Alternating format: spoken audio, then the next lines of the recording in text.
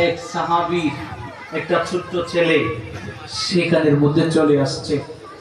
যখন চলে আসলো তখন ওই ছেলেটা নবীর দিকে না গিয়ে ওনার বাবা যে এখানে বসছিলেন সাহাবী ওনার দিকে চলে গেল। তো বাবা যখন ছেলেকে পাইলেন ফামাসা ইয়াদাহু, তার হাতটা ওনার মাথার মধ্যে বুলাইলেন, আদর করলেন এবং ওনাকে বাম রানের উপরে ছেলেটারে বসাইলেন, নিজের ছেলে বাম পাশে বসাইলেন।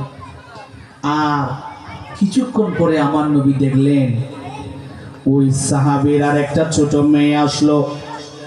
মেয়েটা এসে দেখলেন ভাই বাবার কোলের মধ্যে বসে আছে, আর উনিও চলে গেল বাবার দিকে।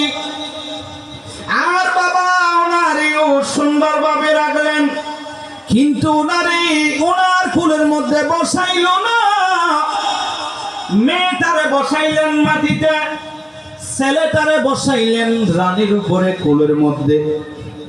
আমার নবীজি এই দৃশ্যটা দেখিয়া সাথে সাথে সাহাবীটারে ডাক দিল, এ সাহাবী দেখো, নিজের সন্তানগুলোর মধ্যে তুমি ইনসাফ প্রতিষ্ঠা করো, বেইনসাফি করেছো। একজন সন্তানের কোলে বসাইলা, আরেকজন সন্তানের মাটির মধ্যে বসাইছো, ইনসাফ হয় নাই। ও সাহাবী দেখো, দুটোটাই তোমার সন্তান, তুমি সাথে সাথে ওনারেও তোমার ওই কোলের মধ্যে বসাইয়া না। নিজের সন্তানগুলোর সাথে বেইনসাফি করিও না। ও বাসকালীর মুরব্বী বাবারা, ও যুবক, আজকাল আমাদের দেশে অনেক বাবারা মনে কষ্ট নিও না।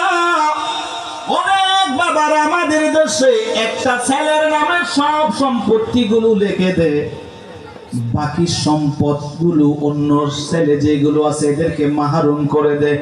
এরকম দৃশ্য আমাদের দেশে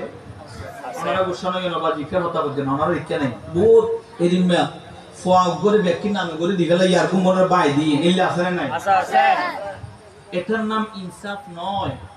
আমার নবী বলেন, ওনারে যেইভাবে তুমি কোলের মধ্যে বসাইছো, যেভাবে আদর করে বসাইলা, এই মেয়েটারও তুমি সেইভাবে ওনারও কোলের মধ্যে বসাও।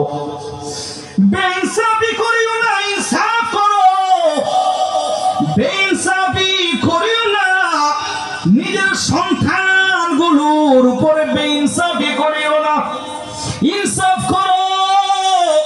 আমার নবীজির কথাটা শুনিয়া এই সাহাবীর দুইজন সন্তানকে দুই রানের মধ্যে বসাইয়া আমার নবীজি এবার দৃশ্যটা দেখিয়া মুচকে হেসে দিয়া বললেন, এবার তুমি ইনসাফ করেছো। এটার নাম হলো ইনসাফ। আজ আমাদের দেশে ইনসাফ আছে নাই? খবরদার, এগুলো খেয়াল রাখবেন। ছেলের সন্তান আবু বকর সিদ্দিক রাদিয়াল্লাহু তাআলা তিনি দুনিয়ার জমিন থেকে যাওয়ার আগে আম্মা জান আয়েশা সিদ্দিকা রাদিয়াল্লাহু তাআলা আনহাকে ডাকলেন। এই হাদিস মুয়াত্তা ইমাম মালিক এই হাদিস বর্ণনা করেছেন। আমার নবীজি সাহাবী হযরত আবু বকর সিদ্দিক রাদিয়াল্লাহু তাআলা তিনি আম্মা জান আয়েশা সিদ্দিকাকে ডাকলেন, বললেন, মা একটু এদিকে আসো। বলে, আব্বা জান বলেন। বলে, আমি যখন দুনিয়ার জমিন থেকে যখন ইন্তেকাল হয়ে যাব, তুমি আমার পক্ষ থেকে একটা ইনসাফ করবা।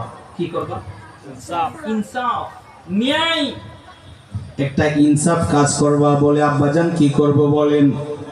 বলে, ও আয়েশা রে, আমি যখন দুনিয়ার জমিন থেকে ইন্তেকাল হয়ে যাব, আমার কলিজার টুকরা দুই সন্তান আব্দুর রহমান এবং মুহাম্মদ, এই তোমার দুইজন ভাই আর তোমার দুইটা বোন, এই তোমার দুইটা ভাই এবং তোমার দুইজন বোনের মধ্যে ফারায়েজ অনুসারে সম্পদগুলো বন্টন করে দিও। ইনসাফ মতো, ফারায়েজ মতো বন্টন করে দিও। আম্মা জান আয়েশা সিদ্দিকা রাদিয়াল্লাহু তাআলা আনহা বললেন, আব্বাজান আপনি বললেন